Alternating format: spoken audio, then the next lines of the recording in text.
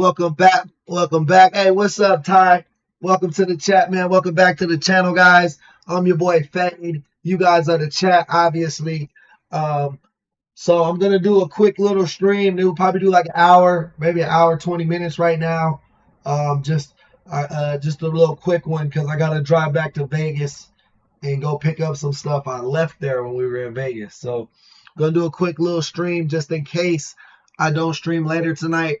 But I do plan on streaming later tonight. I just don't know if I'm going to be tired or not by the time I get there. So with that being said, man, chat, you guys did your fucking thing today, bro. Shout out the chat from today, earlier today. That live stream today was super fun, man. Super productive. We got a whole bunch of new subs. We got a couple new members, brand new super chatters. So you know what I mean? All that shit is super fun and exciting. And my apologies for the audio. I'm using the webcam microphone because I left my Ray-Ban glasses in Vegas. That's what I gotta go pick up. So that's why the mic sounds a little spacey today. But hey, yeah, peace and love all day, brother, all day. The first case we got going says police chief realizes he's going to jail forever. Not sure what this case is about fully besides outside of that, but let's find out together. You want to be that cop. You tried. And you want to sit here and try to say you didn't do it? Man slap me. Do it. You want me to man slap you? I'll give you the shot. Do it. Why not? Because I'm not a little 3-year-old, 31-pound girl?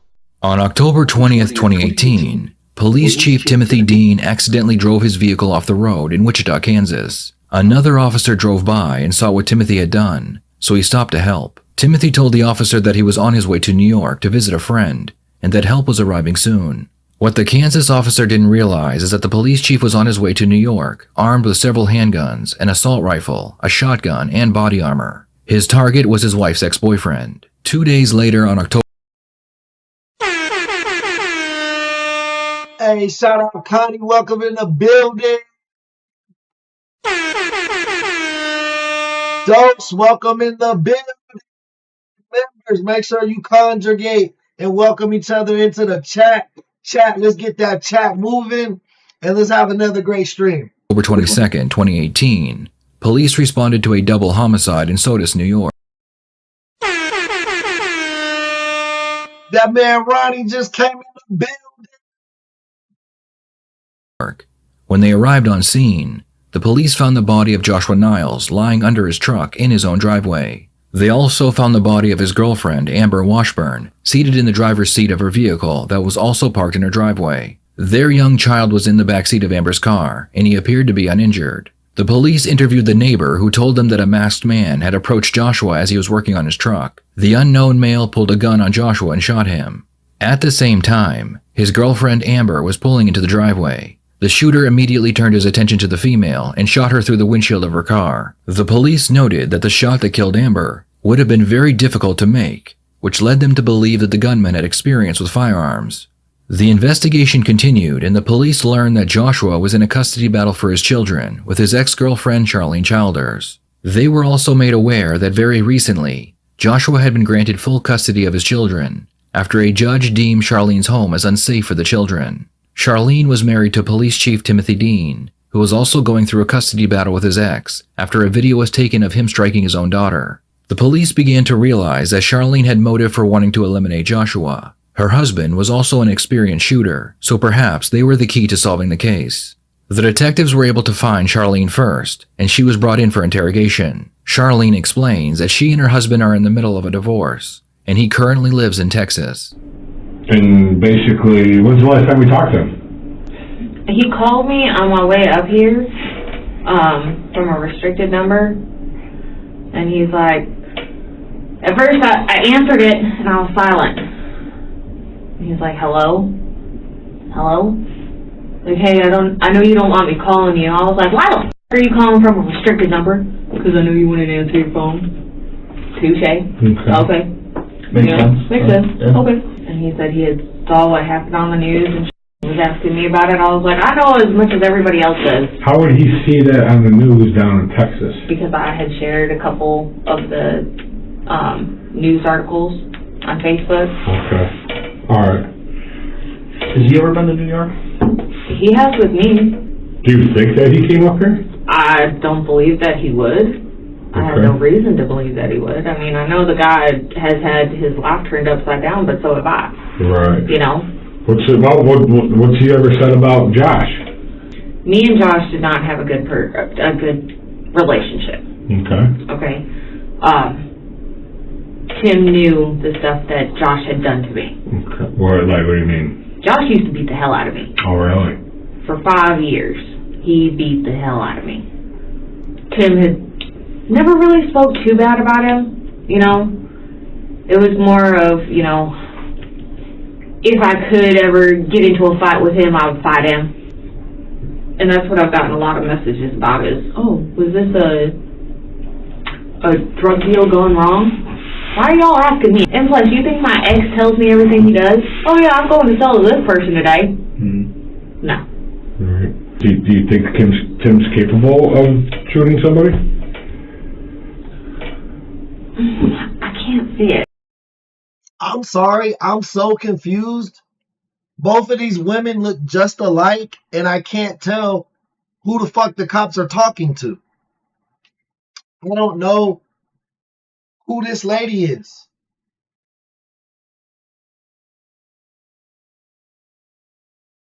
Let me rewatch it.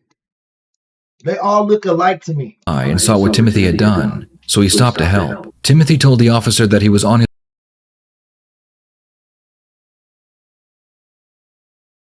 So Timothy was the police chief. The police found the body of Joshua Niles lying under his truck in his own driveway. They also found the body of his girlfriend, Amber Washburn, seated in the driver's seat of her vehicle that was also parked in her driveway. Their young child was in the backseat of Amber's car, and he appeared to be uninjured. The police interviewed the neighbor who told them that a masked man had approached Joshua as he was working on his truck. The unknown male pulled a gun on Joshua and shot him. At the same time, his girlfriend Amber was pulling into the driveway. The shooter immediately turned his attention to the female and shot her through the windshield of her car. The police noted that the shot that killed Amber would have been very difficult to make, which led them to believe that the gunman had experience with firearms. The investigation continued, and the police learned that Joshua was in a custody battle for his children with his ex-girlfriend Charlene Childers. They were also made aware that very recently, Joshua had been granted full custody of his children after a judge deemed Charlene's home as unsafe for the children. Charlene was married to Police Chief Timothy Dean, who was also going through a custody battle with his ex after a video was taken of him striking his own daughter. The police began to realize that Charlene had motive for wanting to eliminate Joshua. Her husband was also an experienced shooter, so perhaps they were... Okay, that makes sense. That makes sense. She's in on it. They're talking to her like she's a victim. But she's not a victim. She's the killer's new wife.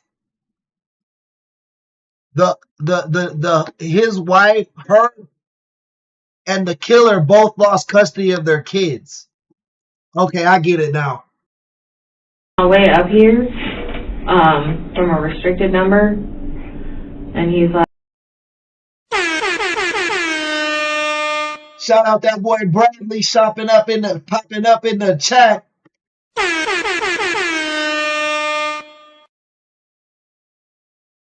Like, at first I answered it and I was silent. He's like, hello? Hello?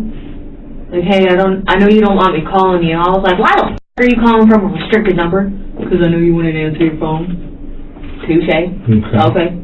Makes sense. Makes sense. Yeah. Okay. And he said he had saw what happened on the news and was asking me about it. I was like, I know as much as everybody else does. How would he see that on the news down in Texas? Because I had shared a couple of the news articles on Facebook. Okay. All right. Has he ever been to New York? He has with me. Do you think that he came up here? I don't believe that he would. I have no reason to believe that he would. I mean, I know the guy has had his life turned upside down, but so have I. Right. You know? What's he ever said about Josh? Me and Josh did not have a good Yeah, that's what threw me off. When she said her husband called her from a blocked number. And then he was like, well, I don't think you would have answered it. Like, who the fuck? That's what threw everybody off. That shit was weird. relationship. Okay. Okay. Tim knew the stuff that Josh had done to me. Okay. What do you mean? Josh used to beat the hell out of me. Oh, really? For 5 years, he beat the hell out of me. Tim had never really spoke too bad about him, you know. It was more of, you know, if I could ever get into a fight with him, I would fight him. And that's what I've gotten a lot of messages about is, oh, was this a drug deal going wrong? Why are y'all asking me? And plus, you think my ex tells me everything he does? Oh yeah, I'm going to sell to this person today. Mm-hmm. No. All right. Do you think Tim's capable of? Okay, and that's why she's condemning Josh. She's pointing him as like a drug dealer. He used to beat me, shit like that. You know what I mean? She's trying to paint the victim as a bad guy in this situation because they're asking her about Tim, her current husband, and she keeps saying, oh no, Tim didn't do that. But, you know, Josh used to beat the shit out of me for like 5 years. He's a drug dealer, blah, blah, blah, blah, blah, blah, blah. Shooting somebody? I can't see it. Yeah. Like, unless it was like on the job protecting his life. Right, yeah. I can't see it. He's not that type of person. No, really. What the hell is going on? Yeah. Like, it still feels like a horrible bad dream. Right. How? Who? Why?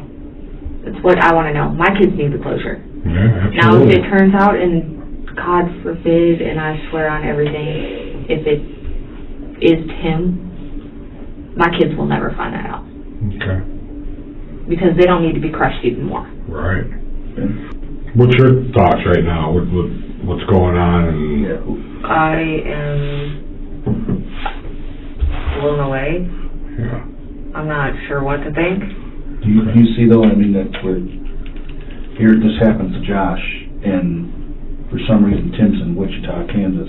Charlene claims that prior to the murder, she received a call from her husband. Timothy told her that he had wrecked his vehicle and he needed a ride to rent a car. Charlene explains that she did pick him up in Kansas, but only to give him a ride to rent a car. The detectives believe that she drove him all the way to New York and helped him map out the plan to kill her ex. So, but it was definitely at night that you went up to Wichita? Yes. Okay. It was after 3 o'clock. Okay, where did you say you picked him up? At a Motel 6 in Embolia. Okay. You picked him up at the motel? Yes. So you're saying you picked him up at the hotel and took him to the rental place? Yes. The one in Wichita? Wichita, at the airport. So if I was to contact this Motel 6 and ask to see their security video, then I would see you picking him up at that Motel 6? If they have cameras outside, because all I did was pull up right by their front entrance. If they have cameras outside right there, then you would.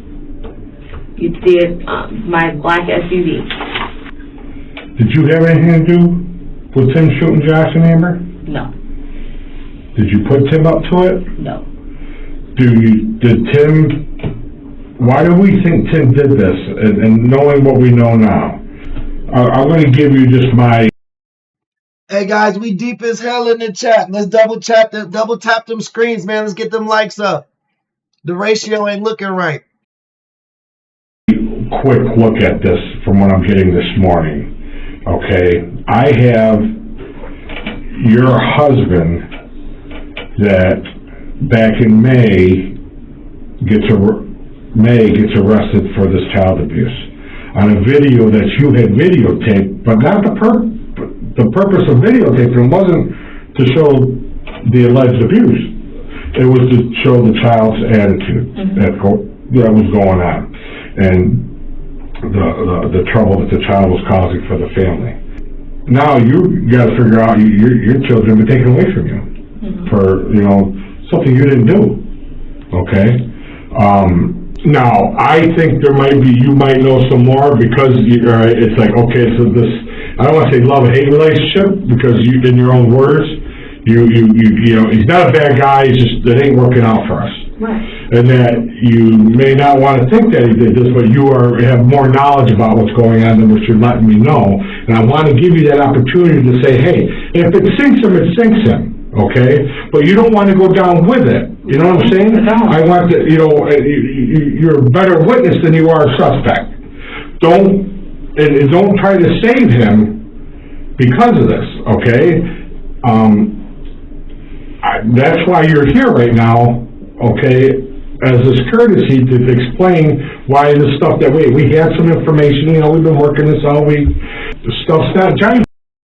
Yeah, bro, her whole demeanor has been guilty as fuck since she came in.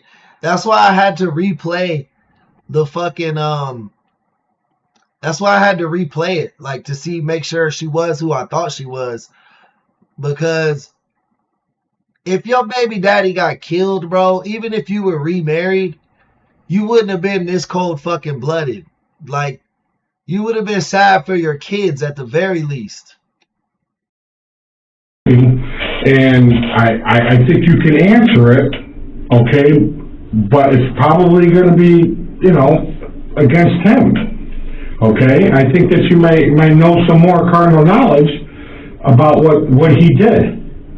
And I want you to grasp out of this opportunity right now to give us that information about that. I don't know that he did it. Okay. I don't know. Okay, tell me what you do know. I know he loves me. Mm-hmm. And I know that he would do anything to try to make my life less complicated. Okay. Do I want to sit here and believe, yeah, my or soon-to-be ex-husband freaking murdered the father and stepmother of my children? No, I don't want to believe that. Not at all. So why did you think you were renting him a vehicle? I thought I was renting him a vehicle just to get around. You know he was taking a trip up this way. You know he was running vehicles to do that. He got in the accident, you're the first one he calls. He does the deal, you're the first one he calls afterwards. It has quite the lengthy conversation. Okay, I got the car being rented on Saturday at 1 something, but you're saying he had it at 11 the night before. You're saying you picked him up in Motel 6. We have video from the hotel showing an Uber driver picking him up at the hotel, not you.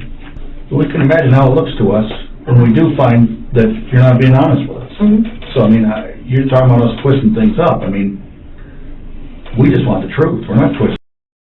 No, this going her straight. I like these cops. They're not in here to play, bro. They're putting pressure on her right away, as they should. Sometimes they let people tell a bullshit story too long, and it carries on the interrogation. They let her get one verse.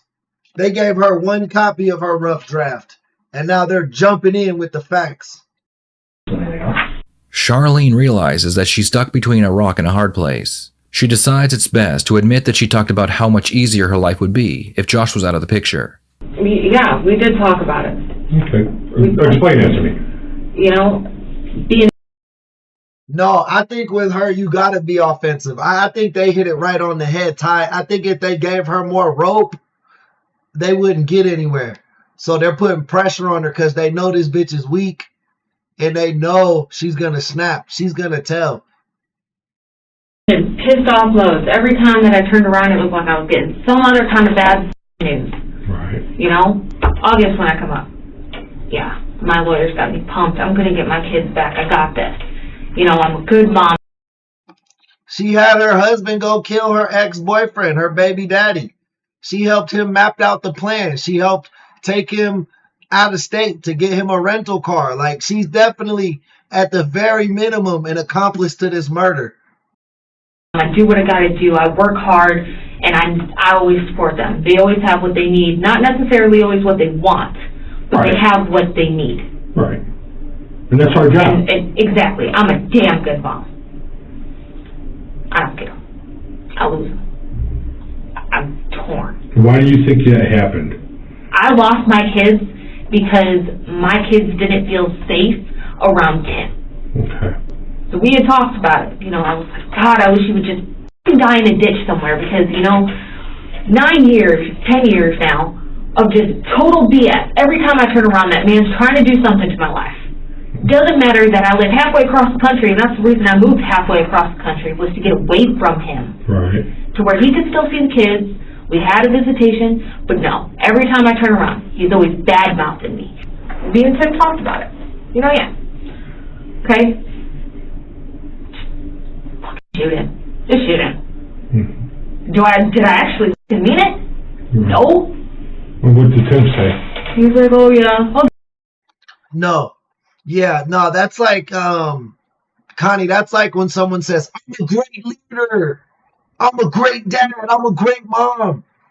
If you have to tell me how great you are at being a leader or being a parent, then you're probably not a great parent. Hey, Paula, thank you for that subscription. You'd have done whatever. Okay. Then what? Then it's been a few months. Yeah, we've stayed in contact. And then Thursday, prior to that, he said, I'm going to make a trip to New York. Okay. That's all he said was, I'm going to make a trip to New York. And you didn't ask him? Ooh, he's snitching. Everybody, he's snitching. Hey, dude, get Said, back. why? Okay. He's like, just to go get some business done. What kind of business? Nothing you need to know about. Oh. Her mannerisms are like a teenager.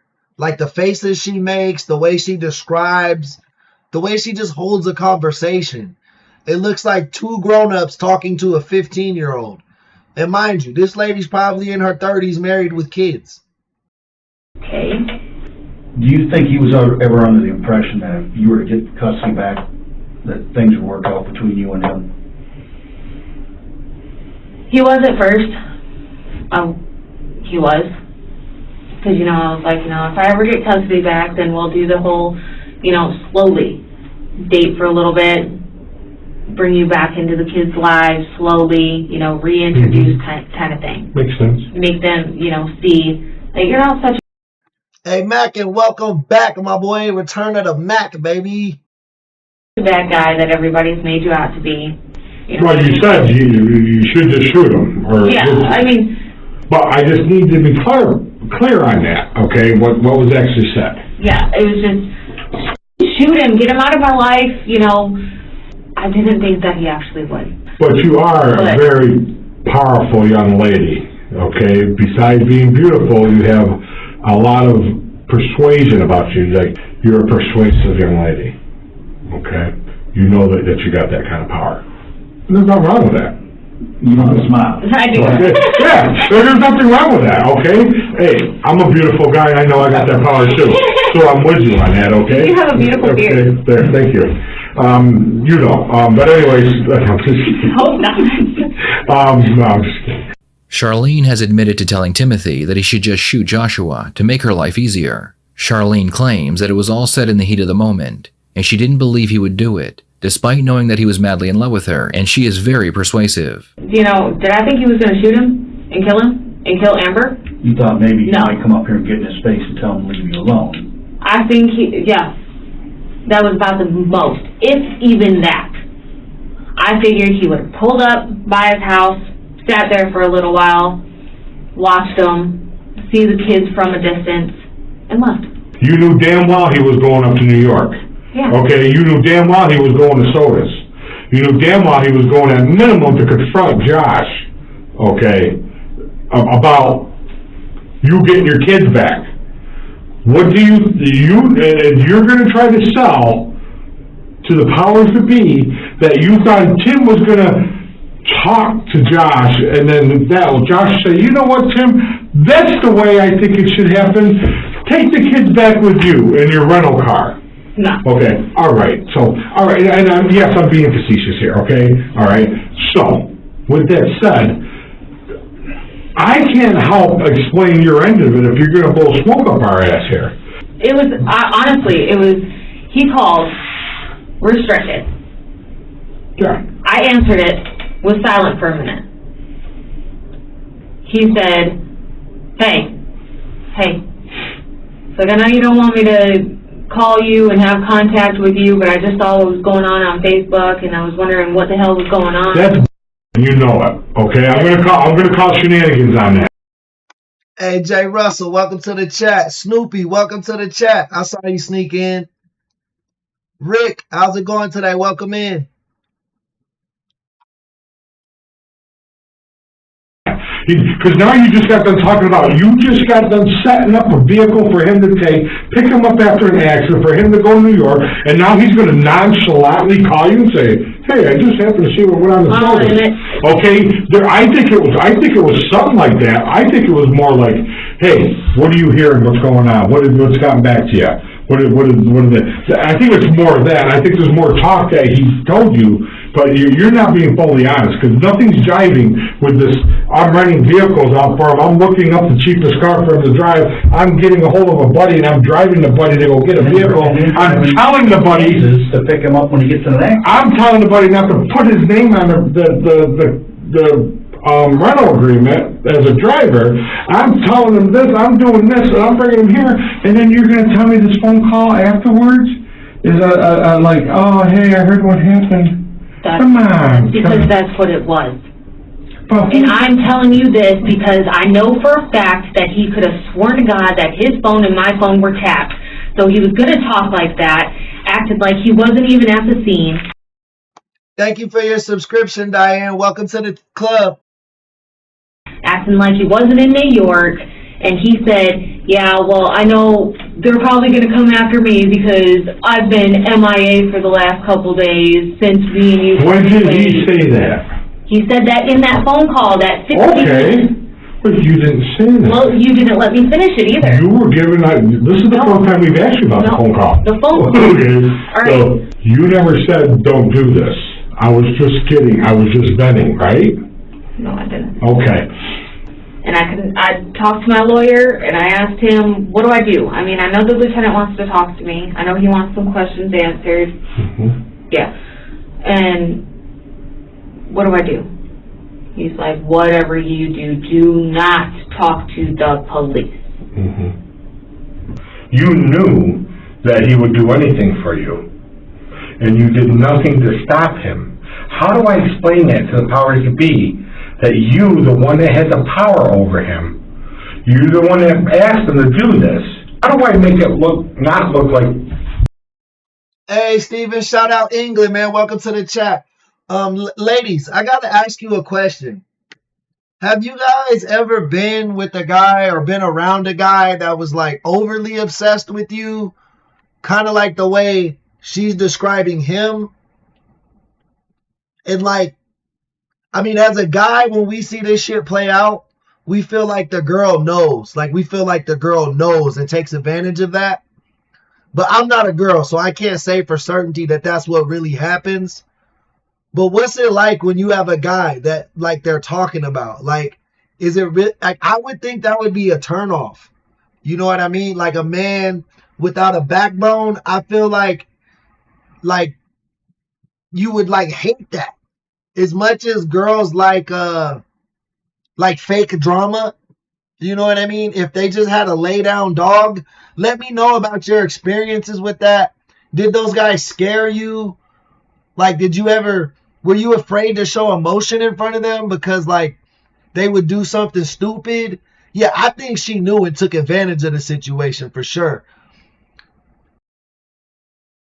I think she kind of attracted those kind of guys because of her insecurities. She liked the guys that would just like kiss the ground she walked on type, like goofy, like just goofies, you know? You're the evil one here. No. Charlene's confession was enough for the police to arrest her and charge her with accessory, at least until they had enough evidence to charge her with murder. Meanwhile, back in Texas, Timothy was arrested at his home and brought in for interrogation. Hey, Steven, that's cool, but we don't do no political stuff on this channel. But, you know, just keep it there. So what made you go up there and do that, man? I didn't do it. So you're there, you don't dispute that. Do you dispute you shut your cell phone off? Mm-hmm. Why'd you shut your cell phone off? Help us understand. I left home with the intention of going somewhere far away and put a bullet in my head so nobody that knows me would have to be the one to find me and work it. Okay. What changed? And I turned my phone off so nobody could call me and figure out what I was doing and try and talk me out of it. Okay. So what changed? What made it change to what happened that day? If you think I'm going to sit here and say that I did that, you're crazy. I think you're crazy. Hey, Candy, welcome to the chat. T, what's going on? Yeah, dude is a fucking loser. This guy was the chief of police wherever he was from. And he killed another dude for a chick who didn't even want him. They were about to get divorced themselves. If you don't, quite honestly. And well, Tim, I mean that. Tim, it's not a question if you did it. It's a question of why, and are you sorry? Do you think these 5 different detectives from New York drove down here for no reason? You're wearing the same jacket you're wearing on that video. You okay, Steven? No worries. You didn't say nothing foul. I was just letting you know. We try to we don't talk politics and we don't talk religion on this channel. Those things you should talk about in your own home, not with your friends. That's how you lose your friends. But all jokes aside, I love the Eagles, man. That's my dad's favorite band. Actually, 2 videos. Witnesses describe you in that jacket. You can see the green hat inside your vehicle on the camera. The same green hat you were wearing to do the murder. What are you talking about? What do you mean, what am I talking about? I Let's- own a green hat. We can argue hat colors or whatever's on the head, but the dark hoodie or the black jacket and the hoodie. Who doesn't have a dark Hey, you can argue that all you want, but you're going to try to say it's a coincidence. You travel up there, you have this guy lie and not put your name on there, and then you rent another one with this tack gear. Who the takes tack gear up there, Tim? Hey, Spartan, welcome back. Roy's Toys, how's it going today? Who? I take it with Don't tell me that bullshit. You're full of shit. You want to put yourself out to be this tactical operator. You are a small town cop. You are a coward that can't even keep a job. They got your You want to see something? Bro, as soon as you said that, Dose, the cop dissed him. He was the other cop. The detective said, "You're a small town cop and you're a coward." He got in his ass right when you said that shit. Somebody, you saw about 20 guys that are the real deal tonight. You're looking at 2 right here. You see what his shirt says? I come from the same freaking place, man. I've been in those houses when those guys wouldn't come out and didn't give up like a little, like you did.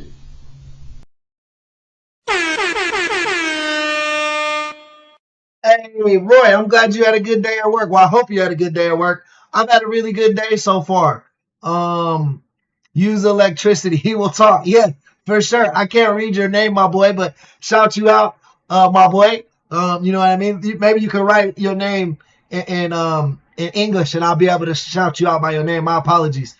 But shout out the Muslim homie, bro. He's in the chat. I'm assuming he's Muslim from the writing. Sorry if you're not.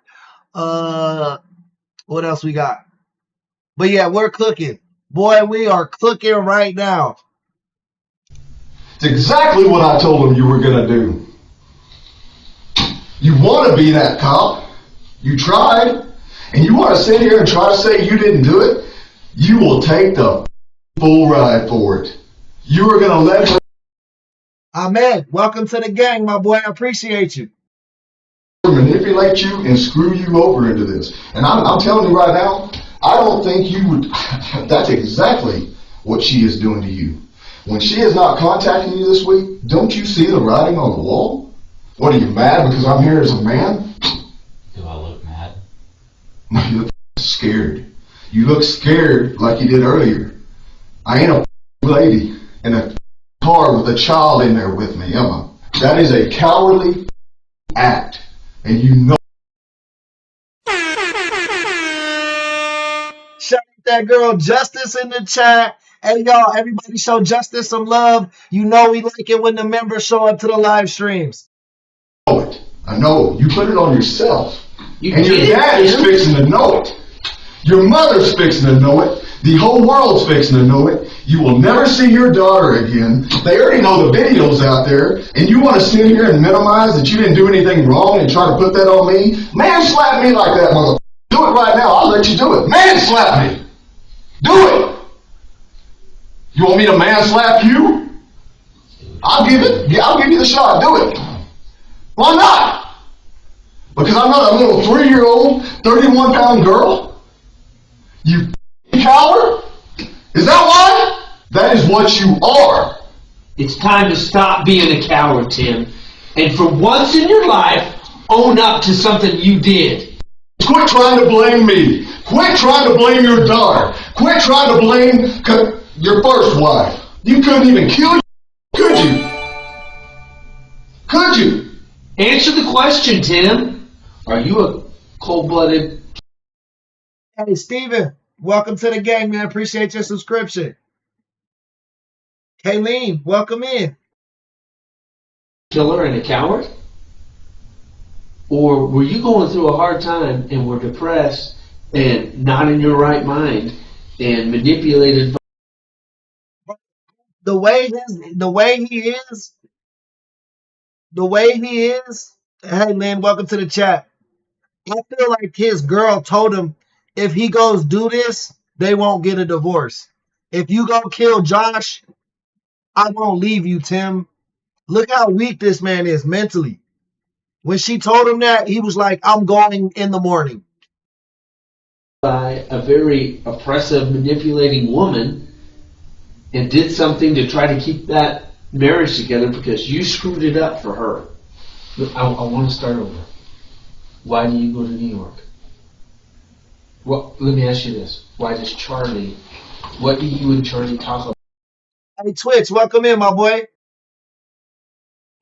Chazd, welcome in. Trippier, welcome in. About why you go to New York?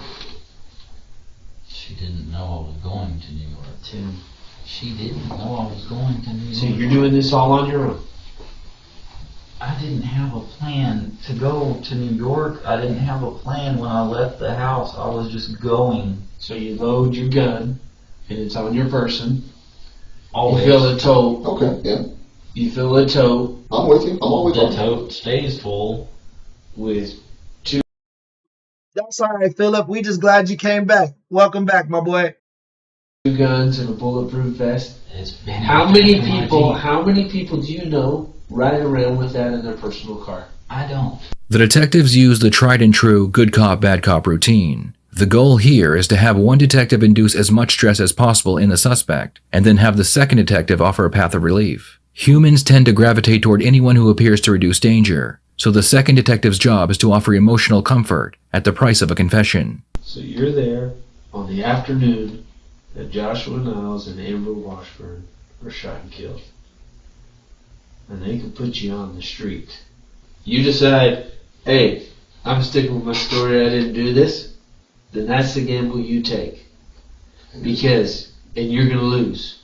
Or you can say, hey, look, my life's a complete wreck. I'm not in my right mind, and this is what happened, and we can sit down and talk about it and sort it out right now.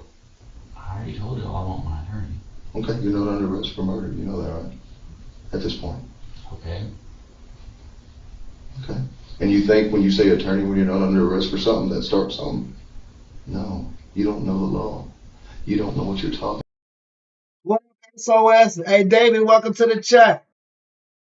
about, and that's what you don't understand. You think you're so smart and so much smarter than everybody else. I don't think that Yes, at you all. do. You thought you could go do this in the middle of the day and you get away with it. But you know what? The thing is, I'll give this to her. I actually disliked your wife more than you. And I'm still going to lean that way.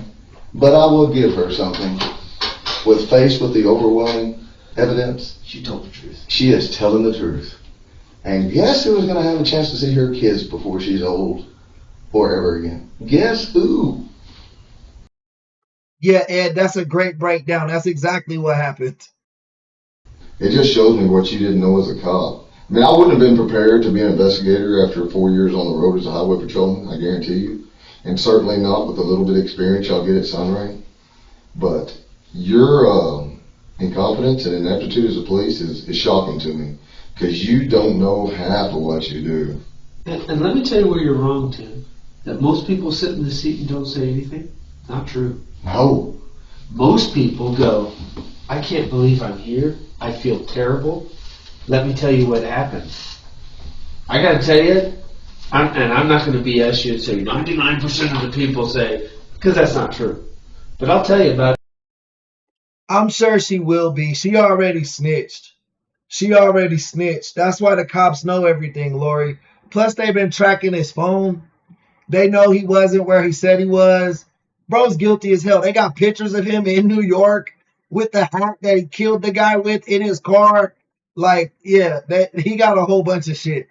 These cops, when the cops don't let you talk, what I learned, man, it goes both ways. It goes both ways, honestly. 85% of the people that I sit down and talk to feel terrible, and they realize they made a mistake. And Leanne, thank you for the subscription. We're on the road to we're on the road to 10K, y'all. 10K. We almost have 5,000. Let's get halfway there, y'all. Keep it up. And they want to make it right. Well, let's answer me this. Are you sorry Josh and Amber got killed? I'm sorry when anyone gets killed. This cop, this guy right here, the murderer, Tim, he got a weird ass body shape. Look, up top he's hella skinny, but then he has a fupa. He has like a man fupa right here. That's wild. Okay. That wasn't the question. No, I'm not asking about anyone. Well, they fit into anyone. So Because you don't want to face who they are. You can't. Are you sorry Josh and Amber got killed? Are you? I just said that. No, you didn't. You didn't. What did you say? You're I'm sorry when anyone gets killed. That's generalization. That's a classic That's a indication deflection. of deception. See, stuff you don't know about because you've not done this part of the job. You think you have. Say, I'm sorry Josh and Amber got killed. Not that I you did it. just said that. No, you didn't. You're saying it in I'm not parts. playing your You can't game. even, I'm not, because you can't. You know what? I'm about done with this dude. Aren't you? I'm really done with him. When we take the stand, what are we going to say? None? No remorse. None. You want to look at me like that? Do I look scared? Do I look like a little girl to you? Do I? You want to stare me down? Do I look like a little girl? Do I look like that scared Amber in that car? See, you would never face me. Thank you for that thumbs up. We appreciate you. I bet you didn't even get any fights on the street, did you? Legitimately, that you had to.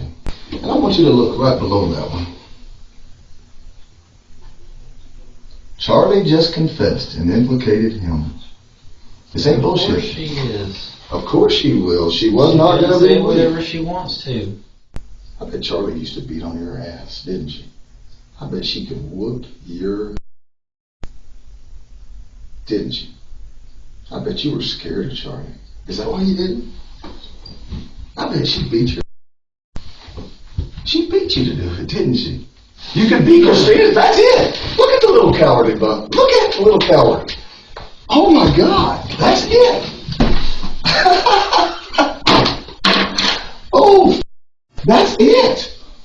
I'm in the presence of a double killer, really scary, Scott? Actually, no. God, he's a joke. The detectives leave the room and force Timothy to sit and wait for several hours. Eventually, 2 different detectives enter the room to try their luck with this coward. She's up in New York right now, putting this all on you. You understand that. And this is no bullshit, okay? You're not going to let her do this to you. And in my opinion, as a mother, okay, you would never do that to your children, what she's doing. Okay. This poor girl right here, with her child in the back seat, I got a picture of her at McDonald's 20 minutes before, smiling and laughing. She had no idea 20 minutes. This little boy, I know you saw him back there, right? Look at the bullet hole behind Sitting in the you. back seat of the car. Are you good? He not gonna tell on himself. He's so stupid. He don't believe his wife snitched on him. I'm telling you, she told him, if you kill him, I won't divorce you. And in his brain, he's still holding on to that hope. This is a weak man. To do the right thing. Tim, if you've done, if anything comes from this, you've got to do. Hey, where are all the people that be like, typical suspect and all that weird shit? I'm telling you, it goes both sides. I'm telling you. Do the right thing. She didn't do anything to anybody. Tim. That girl Ashley in the chat. Welcome to the building. Lisa, another one.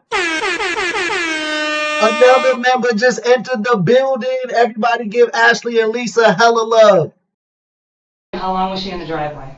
Did she just pull in the driveway when you got there? Oh, lawyer. I mean, you are just showing that you are a monster. You are that monster that everybody's pictured, painted out there on social media, all over the news. Monster shows up, kills 2 young parents with young children. That's what you want to go out as? You don't want to go out as the fact that you were trying to defend your family? Meanwhile, in New York, Charlene had already spent several days in jail when she decided she wanted to make a deal with the prosecution. Important thing is that you tell the truth. If I think at any time, just to be honest with you, there's any bullshit, we'll leave. I've got plenty of other stuff to be working on and doing, so there's just no time for any of it. I've been on the case since the shooting happened. So is he. Yeah, so let's just start at the beginning then, with how what happened on October 22nd happened on October 22nd. At first, you told us that it was. Jewels, what you mean? What you mean don't get political? I don't think we said anything political. For the, because his car wasn't working. And that's what he told us. But then it ended up coming out to, I'm going to drive to New York. Okay. Why? Oh, I'm going to shoot Josh. Where'd the conversation occur? It always happened at our house. And he had, like, his soft armor, his hard armor, magazines, his AR. Oh, she for sure an accomplice. She for sure an accomplice to this murder. There's no way y'all taking her what she's saying for face value. His shotgun, I want to say an extra 9mm that he always carried on him. So he was getting all that stuff ready, extra clothes. Basically he said, I know we're getting a divorce, and I was trying to make it to where, look, we are getting a divorce. We're not pretending, we are getting a divorce. And he didn't want it. Shout out that girl Tara. She just entered the building. Chat, I need y'all to show her some love. You know we like when the members show up.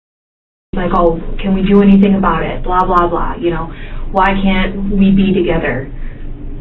Because my kids are more important than my marriage right now. So he was pissed off, and he left, and he said he was going to go shoot Josh. I hadn't believed him. But I didn't believe him after you said he loaded up fucking bulletproof vests, multiple assault rifles, multiple magazines. You basically told him, I'm leaving you no matter what, if we're taking you for face value. And you already said you knew he was crazy. Bro, you're an accomplice at the very least. I don't even believe what you're saying, but from what you're saying, you're an accomplice because you didn't stop this shit. But I already know you was hyping him up. You was telling him to go do this shit. This was her idea, I promise you.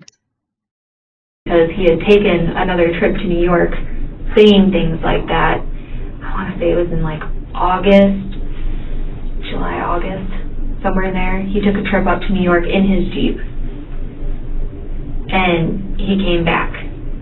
And nothing had happened. And that's why, you know, I knew he wasn't going to shoot him. The detectives have to be very careful because Charlene has had plenty of time to create a narrative where she looks innocent. The detectives believe she knew about the plan, but what they don't yet know is that she was actually the mastermind. It's kind of right now, I'm kind of getting ready to get up and go because it doesn't make sense that you would rent a car for him for work purposes, but he wouldn't be on the, there's an affirmative conversation that we know happened, and we have evidence that happened, of keeping him off of the insurance. So you know, before you go to that airport, before you rent that car, to keep him off of the insurance. So right now, I call. Well, honestly, that did happen. I'm done. I'm not. We're done.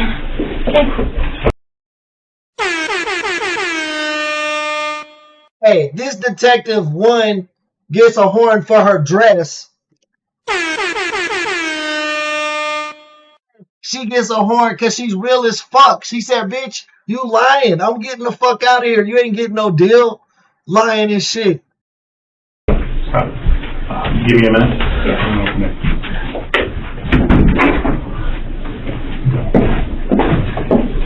Charlene's lawyer spends several minutes explaining that she needs to be honest if she wants to make a deal. There are parts of this, obviously, they think you're the ultimate part. They're looking for a plea on the ultimate part as an accomplice, right? So we go in there tomorrow, and this thing falls apart. We go in there tomorrow, obviously we don't have a deal anyway, but you will have to admit to being an accomplice to the murders. You will have to admit to that. So, you know, that's obviously part of this, if you want that. You know what I mean? I'm not sure you do, but, you know, I got to go back there and try to bring them back in. You know, I may not need to do that, you know what I mean? But, you know, that's what just happened. You know, and like I said, it's not terribly unusual that it happened that way, but, you know, they're putting the pressure on you and they don't believe you. Yeah, she said, say less. Chris, she was like, say less. I'm just going to make up a whole lie. She can just tell the truth and be okay right here. Even if she was the mastermind, they want to make a deal with you. But you lying, so they're not going to make a deal with you. Tell me, do you want to start over? Do you want to walk out too? I mean, what do you want to do? Is it really worth it? Like, the short answer is yeah, it's worth it. Yeah, it's worth it. I don't know. You know, this guy just doesn't out of the blue say, I'm going to go do this. No. So that's where the beginning is. Like, where is the plan to go commit the ultimate offense? It's not like they went to the house to steal candy. I mean, it's the ultimate thing. You know, the beginning is not a week before. It can't be, because it's too big. It's too big. I mean, when I'm telling you he's at work, he was at work. I understand. I believe you. I mean, again, it's a bad word. So it's easier for me if they would just ask me questions. Okay. Is that what you want me to ask them to do? If they will, if they won't, then we'll just... I get it. Okay. The lawyer leaves the room to try and get the detectives to come back. Why are you renting this vehicle? Because we are told that it's for his vehicle that is broken down and not working. The starter's broken. Bro, this bitch reminds me of a child so much. You see, this shit, this is some shit like your daughter does when you scolding her. Or you need to figure out why the fuck she keeps doing something that you asked her not to do. So that's initially why we first rented the vehicle. Was there a conversation in your garage between you, Tim, before the rental of the car? Yeah. Okay. And you're telling me that during that conversation, it wasn't that the story was going to be it was for him for work, but that the plan was for him to come to New York. Is that what you're telling me? No. No. So what are you telling me? That it's the story. And so the real understanding, though, in the garage at that point is we're renting the car for Tim to come up to New York and kill Josh. Yeah. After he gets that car, what's Tim doing? He came to my house, which was in Sunray, and he loaded it up with all of his gear. So what's the plan? He's got an arsenal, energy drinks, and clothes. What's the plan in this rented car? He was going to come up and shoot Josh. Okay. He didn't tell me how. He didn't tell me any of the details. Because he said, it's best if you don't know. And at this point, him coming up to do this is for you to get your kids back. Yes, ma'am. And in some way, shape, or form end up with you guys being back together. Because you got your kids back. Yeah. Okay. But your end game is getting your kids back. Yeah. Regardless of if you and Tim work out, you need your kids back. Right? Yes, ma'am. Okay. I told Tim, I was like, look, you just need to do it. I was like, I'm done seeing my kids cry. I'm done seeing all this bullshit. When you say do it, what do you mean? Kill him. Just get it done and over with. We start planning it out. Damn, bro, she cold as fuck. She cold-blooded as hell. Oh my, you see how she's saying this shit? Yeah, kill him. Like she was trying to act all innocent before. I knew this is who she was. He was like, well, what should I wear? And I was like, oh, I don't know. Well, what about the gun? Because we know it's not his gun, and we know you know it's not, because when you were up here, you were already saying stuff about it. So, yeah. What gun was it? It was a gun. Yeah, the guy who died, he had custody of her kids. Her ex, or her baby daddy, who was her ex, that her current husband killed, he had custody of their 2 children. From Sunray Police Department that he had taken. Can I take a break? Yeah. Sure. Bring it back.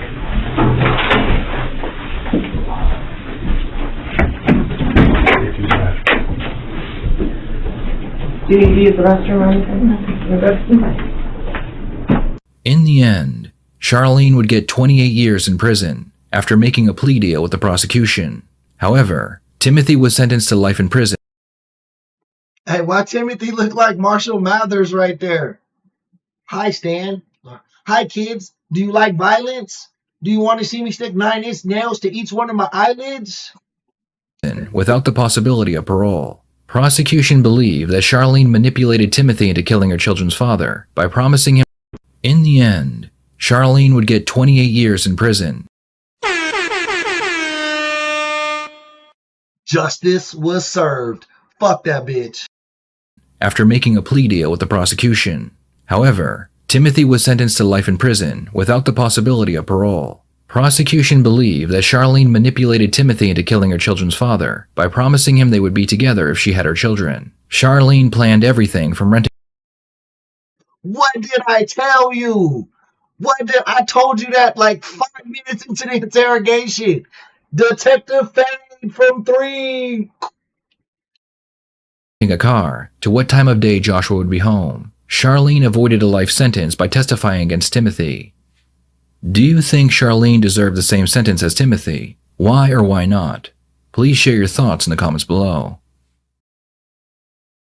I mean, theoretically, she should have got the same sentence, but I'm going to say no because she actually cooperated with police where he didn't. And you know the rule, if you cooperate, you're going to get some type of deal. Shout out that girl, something to talk about. You already know she copped another membership for somebody else. That's the way you pay it forward, baby. Robert, welcome to the gang. Welcome to the membership. Everybody, shout out Robert, our newest member. Because something to talk about, our girl Justice did her thing and copped him a membership.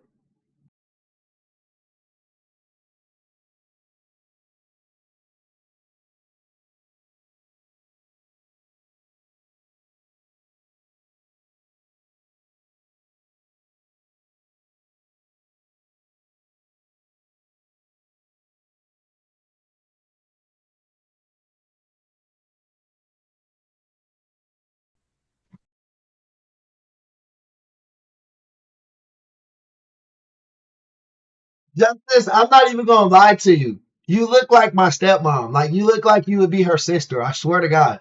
I had to double take your profile. I was like, Mom, is that you? Hey, that boy Jay. That boy Jay is in the chat, man. Welcome to the chat. We appreciate you showing up, man. We like when the members show up. Boys and girls, I think we were up to like 300 people in the chat. 322. I think that's a new record. That's a new record. We was up to 322 for a little bit. Shout out the gang, man. I got one more video for you guys before I hit the road. Let me see if I can find something.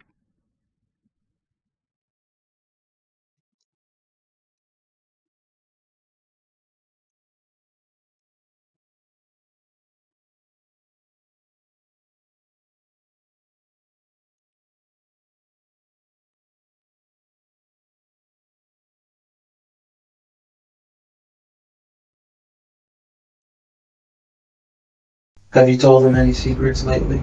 Secrets? Yeah, things that no one should ever talk about. I don't know, not that I can think of.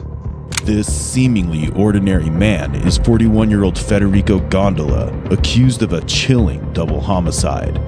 He's suspected of brutally shooting 74-year-old Roosevelt and 72-year-old Janet Dixon inside their Kissimmee home. But behind this calculated act, Jay, I think we're close to like 70 members now. I think we're like in the 60s. I'd have to check to be exact, but I think we're at like 65, 62, somewhere in there. We're pushing up to 70. I know that. lies a disturbing secret so vile that it could enrage even the calmest soul. I saw its history, and I saw it. Hey, Misty, welcome to the chat, first of all. And thank you for them floating hearts, man. We appreciate that. We appreciate the love. From my heart to your heart. Thank you for the gift. That he was doing. What was he doing? He was doing some pretty nasty stuff there. And this, besides homicide, that would be the second worst thing a person can do. And it was on his computer. Federico is doing everything he can to keep his secret buried.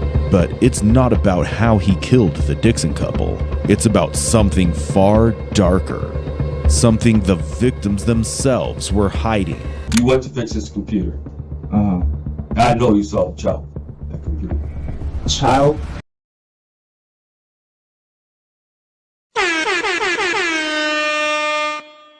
That boy Jay, y'all better thank that boy Jay. He just bought 5 memberships. He bought 5 memberships for the homies. Let's go. We got Monica. Welcome to the game. Jen, welcome to the game. Welcome to the game. Welcome to the game. Welcome to the game.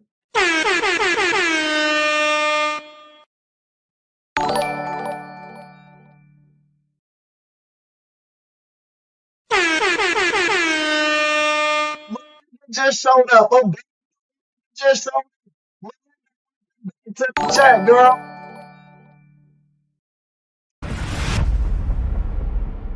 It all began with a chilling tip-off 911 call on July 9th, 2018.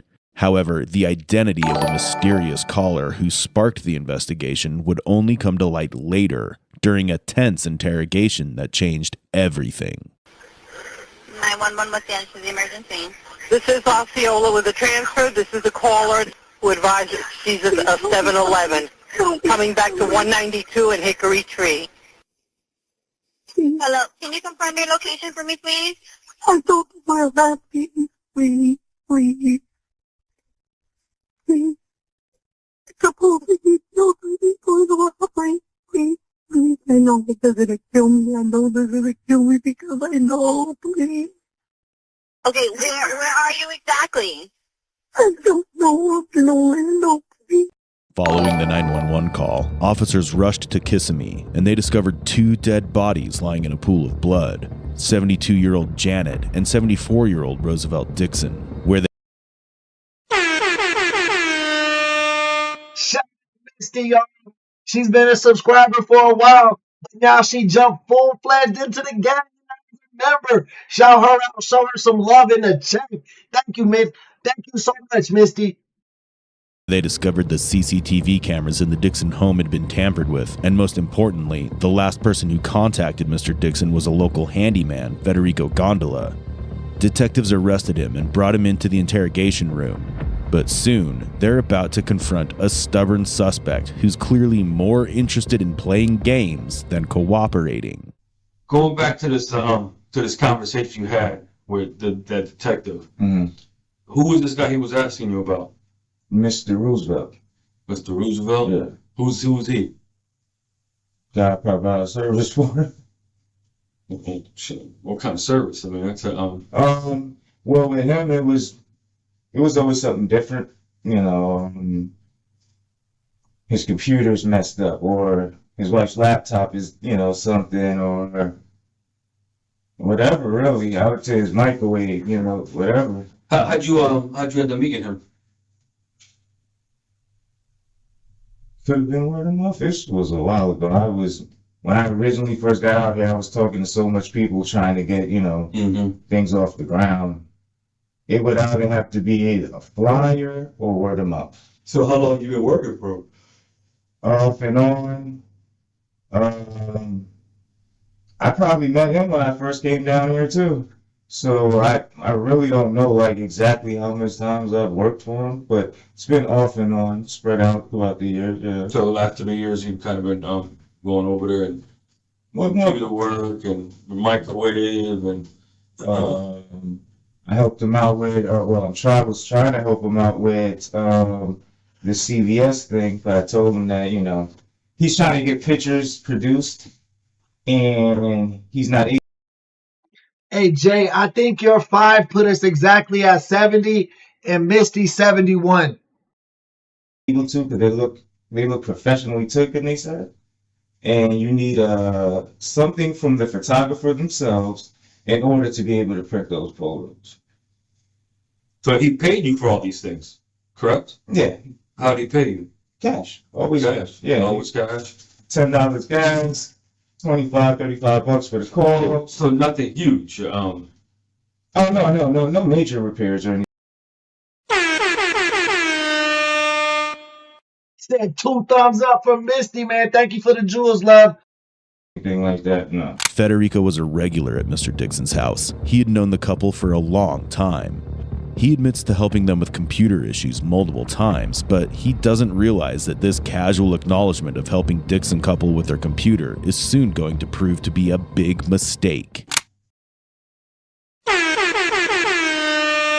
Misty just said in that double G's in the chat for all the OGs in the chat. When's the last time you saw him? Hey, Kiki, welcome to the chat, girl. You know we love you. Everybody get hyped for your sister, Kiki. You know we like when the members show up. I had an appointment with him. Man, if you could speak to Ortiz, because I don't have my phone on me. Shout out to that boy Twitch, long-time viewer, one of my favorite subscribers, and now my boy has jumped up to the level of super chat / sponsoring an episode. Shout out my boy Twitch, man. He always come in with the jokes, and now he coming with the cash, man. Way to support your favorite YouTube channel, my boy. I appreciate you. But if you can speak to him, he knows the exact dates. I gave him the dates because I was actually able to look at my message stream at the time. I'm going to say it was the 19th of June. Okay. And I also spoke to him on the 1st or 2nd of July. I was letting him know that I'm not going to be available, the 4th coming up. And I usually do that with anybody that, calls me for service. So, but it was a general... All right, from the way they talking, I feel like this dude was helping that old dude. I don't know yet. I'm just saying allegedly. Sorry, old dude. My bad. Rest in peace if you're not doing this. But I think the young dude and the old dude were downloading CP together. CP, I hope y'all know what CP is. I mean, I hope you don't know what it is, but I hope you get what I'm getting at. It's the only thing worse than murder, hurting a child, filming them. You know what I mean? I think him and the old dude was downloading some illegal porn, and the wife found out, maybe. I don't know. I could be shooting from half court right now, but I think that's what started all this. Reach out to him just to let him know. Yes, I'm pretty sure I even left a voicemail for him. Okay. Yeah. And you did it using your cell phone? Yes. Federico claims that the last time he contacted Mr. Dixon was on June 19th, 2018, but the detectives have already retrieved data from Mr. Dixon's phone, and that doesn't align with Federico's story. Moreover, when they checked Mr. Dixon's computer, they uncovered something that could very well be the key to this entire murder. But the detectives aren't ready to play that card just yet. They're going to let him sweat a few minutes longer before dropping the bomb. You heard what happened to him, right? No. No? Everybody keeps telling me about the incident. What are they telling you? Ortiz said there was an incident. Have I heard something? I caught that. He said, have you heard of an incident? Detectives aren't ready to play that card. I said, no. And I said, is everything okay? He said he's sorry to tell me that he passed away.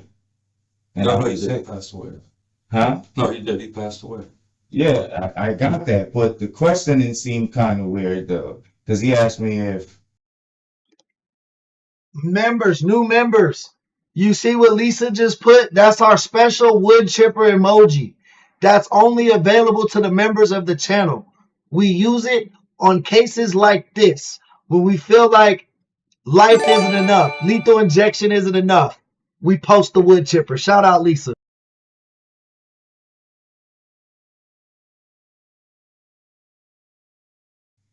If I knew of anybody he may have had a problem with. That's a general question that we ask. Every single person that we talk to who ever associated with someone, we always ask that. Mm-hmm.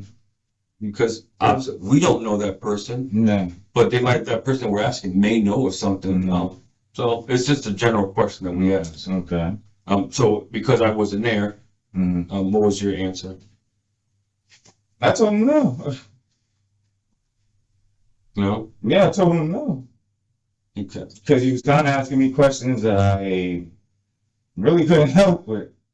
Hey, so I'm sorry, let me shift this back because I was asking you, that's your girlfriend's house out there, right? Yeah. I saw a bunch of cars in that driveway. 3 vehicles. Whose vehicles are those? All right, so her brother. Yeah, you're right, Kiki. For 99 cents, our membership holds a lot of value, man. I appreciate you for seeing the value in the community. Brother is currently staying with her, his wife, and his kids. He has a minivan and a white Ford Explorer. The black vehicle, the Camry, and the red Ford Explorer is my girlfriend's. Her black vehicle, it's not really usable, so she's using the red vehicle. And that's all the vehicles there. Oh, the other vehicle is my sister. She's there babysitting. Because her brother and his brother's wife are voting or relationship with him, then what you tell him? What do you mean? It was just service calls and that was it, really.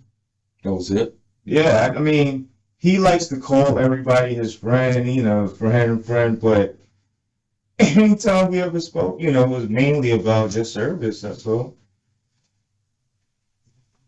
You gonna tell me that in the 3 years you've been working, you want you to do, you can't recall how many times you went to his house?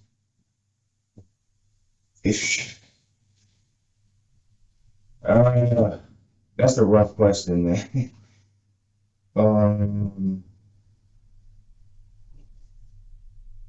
I really can't.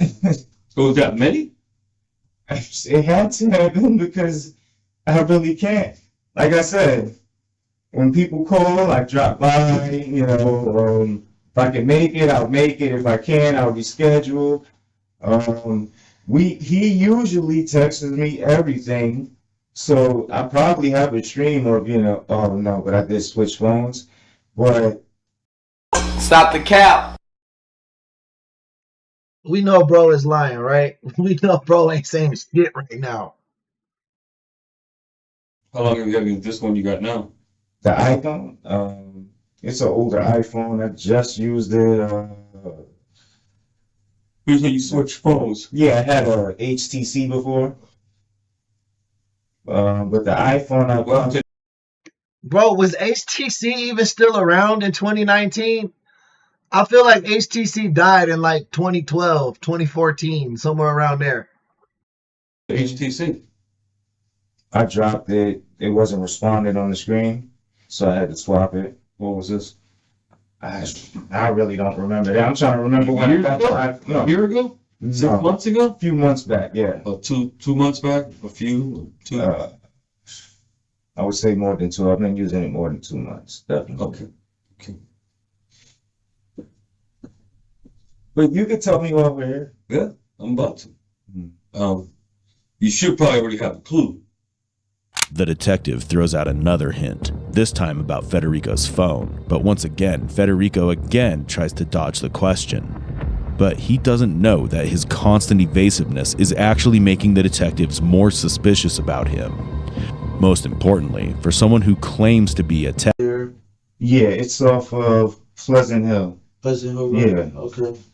And I'm guessing you know the layout of the house? Because obviously you've been there. Yeah, I've been there. It's just really open. It's an open concept. Yeah, it's like really open, yeah. I don't know that family too well, right? But did he invite you inside and offer you anything when you go there? Well, when I go there, I'm normally, for service, I'm inside. I don't do outside work at all. What areas of the house do you get to go to? Well, I've been in his office. I've been at the dining room table working on his wife's laptop. Okay. I've been in his garage. Okay. And I've used the restroom there before. Okay. And I know you said earlier, and I'm tired. You've done several different things, right? Some of which is computer stuff, and some of which is just helping around.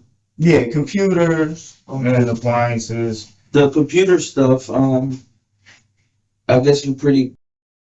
Y'all ever notice that like people who claim to like help older people with computers and shit don't know shit about computers? You're pretty good with that? I do the basics when it comes to computers. He really needed help with a lot of just basic stuff. Like, did you take any classes for computers? No, I self-taught everything. You self-taught everything, yeah, with building. What kind of things that you know how to do with the computer? Well, I started with building computers, but right now, I just do like virus removals. I just bring over some software. Some software? Yeah, it just removes some viruses. He mainly needed help with his email. Okay. He was saying that he didn't know how to sync his email. Now with his computer or her computer? With his and her both. What kind of computer did he have? HP. Was it a laptop or? Oh no, it was a desktop. She had the laptop. Yes. Okay. Did you ever take any of them electronic stuff home for testing or? Bro, I don't even think anybody removes viruses no more. Like anytime I feel like I got viruses, I just back up my files and I just start over. Like I back up all the files I want to keep and I just reinstall Windows from the scratch. If you're out here trying to pull viruses and fucking using Norton's antivirus and shit, you're a fucking bot, bro. You're an NPC. Nobody does that shit. Repair. No. It was always at the house. Yeah, I never like taking stuff out. You bring it back and they can say this wasn't here. I have a big scratch now. They haven't confirmed that yet, yeah, but that's kind of what they've been alluding towards. That's why I think he came over and sold that old man CP or showed him CP or something. Like that was the involvement of their transactions. Hey, my boy Derek. Welcome to the chat. Everybody show Derek some love. Yeah, that's a bigger headache than you could believe. Like, I guess he had viruses, you said? yeah, always. Is there a Always. reason why? I tell him it has to be the websites he frequents, because when I leave him wiped. I verify with him that he is fully protected. They know that Federico has discovered Mr. Dixon's little secret, and that's what they wanted to hear from him. No, we haven't had any issues with that. I've been trying to make them pop up like I always do on my backup browser, just to try to boost the stream a little bit. But yeah, no, I haven't seen one. Now, the detective is closing in, ready to force out the one secret that could blow this case wide open. Do you, are you able to, like, see the websites that he's going into that's maybe giving him a virus or something? Yeah, history. Oh. Bro, I don't even think porn websites give you viruses if you're watching regular porn. Like, if you go on Pornhub or fucking Xtube, like, that stuff does not give you viruses, bro. Downloading weird shit from random websites and fucking group chats. That's how you get viruses, bro. Or clicking fucked up links in your email. Well, have you noticed something like, hey, you shouldn't be going to this website because it gives you viruses? Like, how would you educate them in not getting viruses? Well, the first thing I do is I add an ad blocker to his browser. Okay. That will eliminate most of the viruses. I advise him to keep it on if he gets any pop-ups that's asking him to allow this page to show over his pop. I know he's an idiot. Because all non-NPCs, if you know the computer, you know what browser you need to fucking be using that has all this shit built into it. I'm not going to tell you because it's not a commercial, but this dude's a fucking idiot, bro. NPC, bro. Straight up NPC. Blocker, just deny it. Joanne, welcome to the chat, Miss Barkley. We appreciate you stopping by. But when it came to using the computer, he was pretty basic, he said. So he said he only logs into, like, his social sites or his email. Okay. Did you notice any, I guess, irregular stuff that would cause a virus or damage to the computer? No. Okay, so it wasn't his history then that was giving him problems? Honestly, I cannot tell you where he used to get these viruses from. I really don't know where he browsed, but I know that he always would have like a virus issue. And so when you went into his history, you couldn't see? Well, I didn't go into his history. I tend to not go into people's history. I showed them how to clear it if they would like to. So did you ever see what the type of websites he used to go on? No. Can't do it. It's not good for me. I don't need to know. I just, See, the fact that he said that tells you he knows way more than what he's saying. And even with his basic clearing the history and him saying, hey, man, why you keep getting all these viruses? You need to stay off. He would tell him what websites not to go to. So at the very least, he knew what it was. But I think he was selling them or helping them get that shit. What I need to do is make sure that he's virus free, keep an ad blocker on there, and just educate him on what not to do in case he gets any like notifications or things like that. I find that funny because I think you kind of have to, you can't avoid not seeing the history. I know the kind of history he had on his computer. Mm-hmm. And I think you do too. No. I honestly don't go through history. I don't need to. So, and the viruses that you found on his computer, right? Mm-hmm. Did you run Windows program through it? Windows Defender? Yeah. I like to bring Norton over, McAfee or something. What did I fucking tell y'all? He was going to say he used Norton antivirus. This motherfucker might have said, he's going to say he had a McAfee, bro. He should have said he had a motherfucking McAfee antivirus. With a fucking Norton's disk. That shit's a subscription. I can't just who the fuck is the CD player on it? Disc, bro. No PCs. Not my Mac. Not my Windows Mac. Not my Windows Mac. Not my fucking Studios PC. Not my laptop. Not one of these fucking computers have a disc reader. What are you talking about? Like that, do a quick scan, leave it that way, uninstall it, and then leave Windows Defender on there. And you never saw the websites? No, like websites, like just his general history. Yeah. I mean, if you open it, you're gonna see like whatever the person's doing at the moment. But like, I don't go to the history tab and go searching through your history. Like, He's not even by accident. you can't. What shit he was doing. Honestly, it's not easy to just do that by accident. You'd actually have to hit the history tab, and that's what I'm saying. That's not something you just can do by accident. Federico knows exactly which history detectives are asking about and why they're interested in it.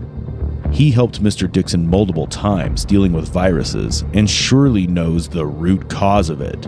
He's laughing, tossing out casual remarks that hints he knows all about Mr. Dixon's little secret. There are two possible reasons for his silence.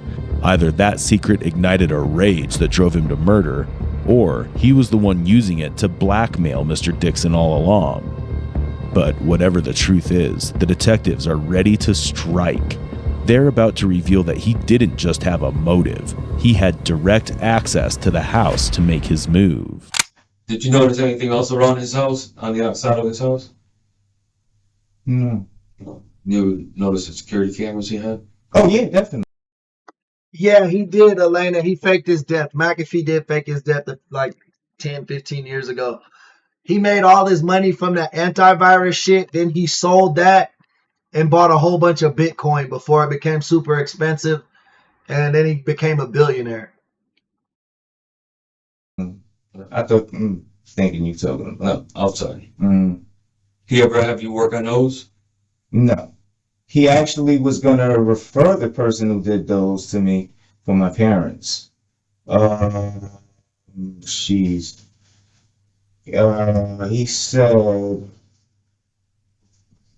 I think it was a person that his wife knew, and that he works for a company, but he does that on the side, and he charges you like a flat rate, because my parents are talking about,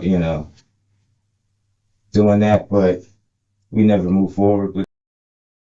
Yeah, Elena, that's what all billionaires do. All really rich people, I think they all do cocaine, bro. They just don't care. And their life is like they're playing. Once you get so rich like that, bro, you could just roll the end credits for life. You can't spend that much money. So you never did anything else? You didn't do anything outside, you said? Everything was inside the house? Yeah. Except for one time in the garage. That's about it. What was in the garage? He had one of those like open windows that he wanted to install a pull down blind, like the wireless blinds, I think they're called. And that was it. That was it? Yeah. How would you? Bro, if I buy some $1,000 blinds, this fucking idiot is not going to be the guy I use to install them. I promise you that. How will you get there? Bro. Oh, to his house? Yeah. It's a straight run down 17. Bro, got the Roblox hairline. He got the hairline like a Roblox player. That shit, his lineup is bad, bro. That shit's a circle. There's no like edging to it, bro. It's just like a fucking oval. That's crazy. How you got an oval hairline, my boy? 92. Till you get to Pleasant Hill, and then you make a right, and then you drive to his street, and then you make a left. Yeah, And you'll go by yourself? Yeah. When you do these jobs? Yeah. And are you driving like a company van, a car? What are you driving? A minivan. A minivan? Yeah. And it's always a minivan? Yeah, majority of the time. If it's not a minivan, it would actually end up maybe being my sister's vehicle, but I don't think I've ever been there in my sister's vehicle. It's clear that Federico knows every corner of that place. Ooh, Denise, I didn't think of that. Maybe he installed the CP on their computer and then used that to blackmail them. I was thinking him and the old man were like CP buddies. And then the wife found out. So he killed them. That's what I was going with. But we'll see how it plays out. That's a good one, Denise. Inside and out. Breaking in, killing the elderly couple, and slipping away without a trace seemed like an easy job for him. But what he doesn't realize is that he missed a few traces, and now his carefully crafted lies are about to come crashing down. I personally for me. Hey, shout out that boy Ocean. He just came in the chat. Everybody show him some love. Give him some hugs. And I say this through my experience, through what I've done in this investigation. I'm going to be honest with you and tell you that I know that you're not telling me everything. And people have their reasons for that. And hopefully this morning we're going to find out your reason for that. Because straight up, you ain't telling me the truth. But I'm going to help you. I'm going to help you right now.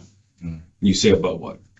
Do you remember probably about halfway into our conversation, I started asking you about his house and his computer and smart home and stuff like that. So when you did work for him, you did it on his computer. Yeah. I told you that I saw his computer. And I saw what was in that computer. And we're talking about history. I saw his history, and I saw that he was doing. What was he doing? He was doing some pretty nasty stuff that, in this, besides homicide, that'd be the second worst thing a person can do. And it was on his computer. And I think you saw that. And you told yourself you're a father of a 9-year-old and an 11-year-old. Hey, shout out Creole Cartel. I got to pick the best, especially if I got the Creole Cartel behind me, bro. I feel a little protected. You know what I'm saying? Shout out my boy. So you have kids. So when someone who you working for, this is my personal opinion, you run into some shit that's, I don't think anybody in society really goes for. I think that can make a person angry. So, see, my thing is, if it was that, like if that enraged him, why'd he kill the wife? And why didn't he report that shit to the police? All he had to do was report it to the police. And if he did have like a moment of enragement that he couldn't control himself, why'd he kill the wife? And why not call the police on himself? Like, hey, I couldn't control myself. I'm a father.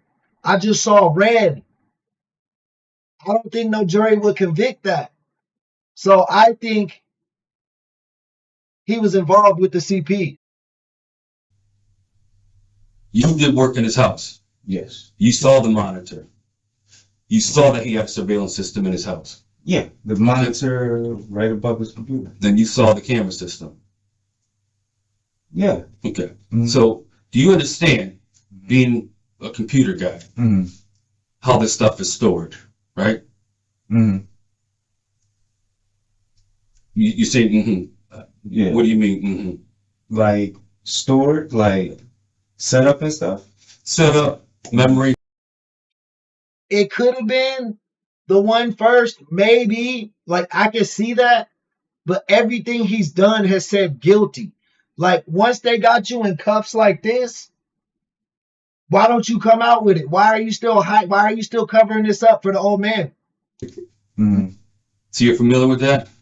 Yeah, everything pretty much has memory. Yeah. Right. So you know there's a hard drive where you can store memory, and and then you have the cloud. Yeah. Okay. So I told you in my explanation that technology brought you here. Okay. So are you putting 2 and 2 together now? Technology, camera system, you in his house. You kind of get it now? The detective laid it out for him. They have the history and the security camera footage, yet Federico is still playing that annoying, dumb act. The detective's patience is wearing off, and what he's planned next will leave Federico reeling. You went to fix his computer. I know you saw the child on that computer. Child? No.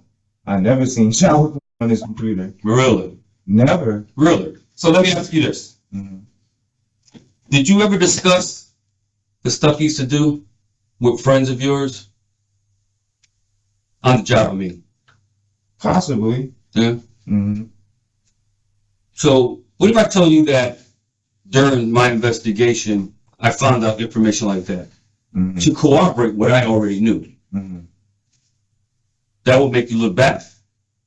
Because I never seen the child? No, because I think you did, and I know that others know you did, but you sit here and you deny it. I can prove it. I can freaking prove it.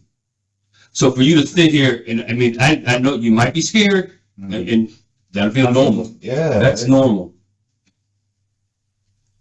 But the reason why you're sitting right here, right now, and not sitting at the county jail is because I wanted to hear your side of the story.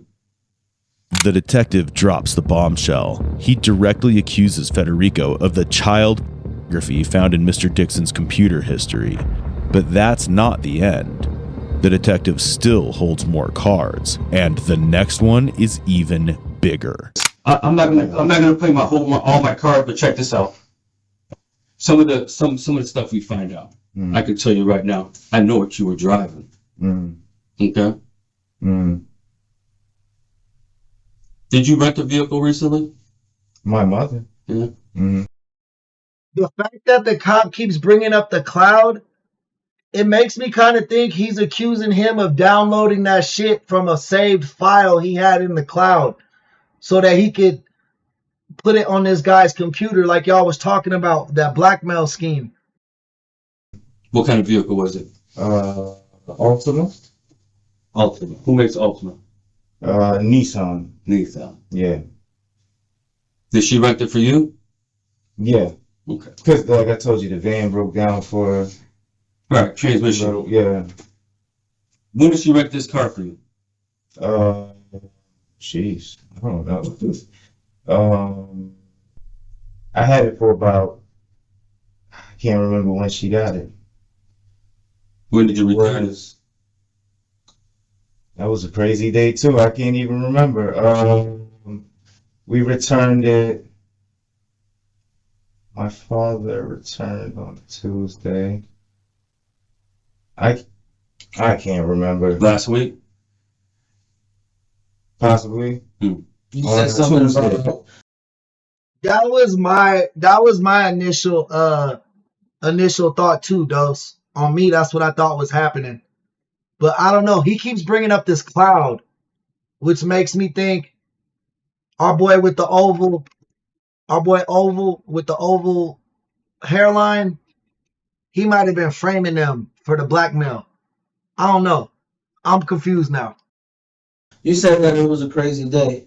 Do you recall that day? You remember that day? Because I had to get she told me, make sure that your vehicle is clean, because if we take it back, they're charging a $400 cleaning fee.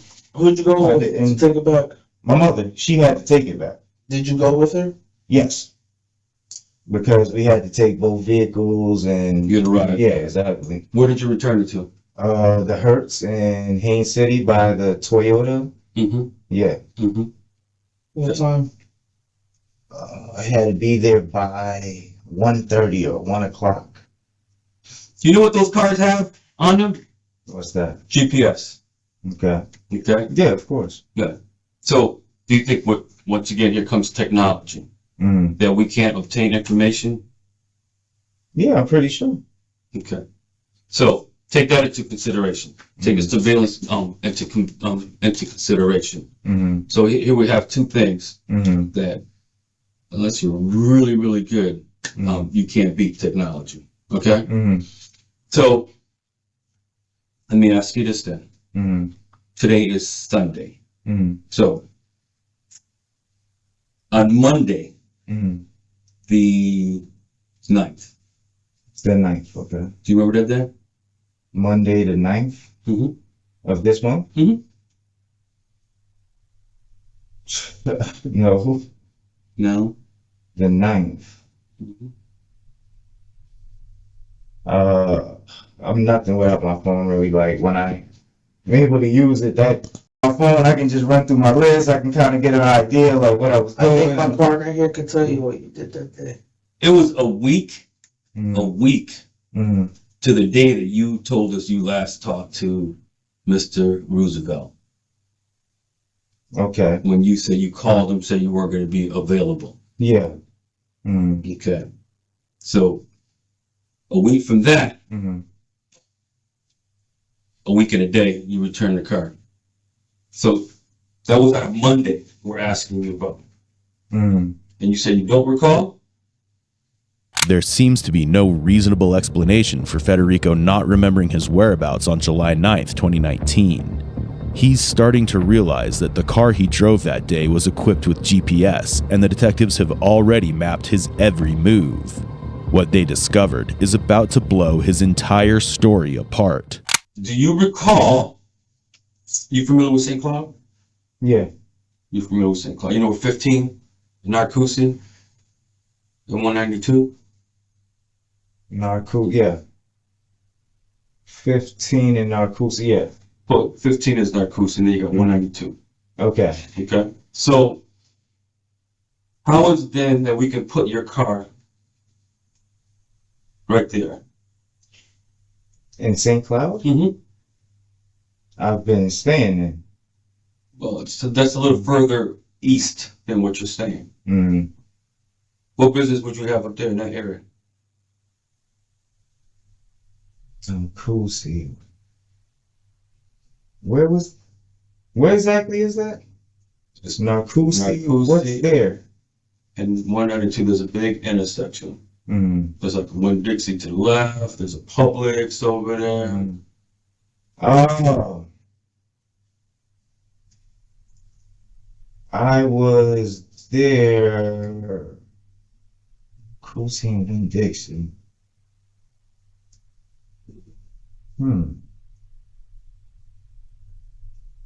Damn. If you can just give me an idea of what else is there. I can't recall the Winn-Dixie. You're on 192, you're heading east, 15 crosses it. It's Narcoosin. Crosses it. There's the Winn-Dixie to the left, there's a little Taco Bell right there in the corner. Diagonally back there, there's a CVS, there's a strip, not CVS, there's a Publix strip mall. On the right, there's a 7-Eleven. 7-Eleven. I remember I went there one day because my friend, he needed gas. He came down and I gave him some gas money. What friend was that? My friend in, what is he at now?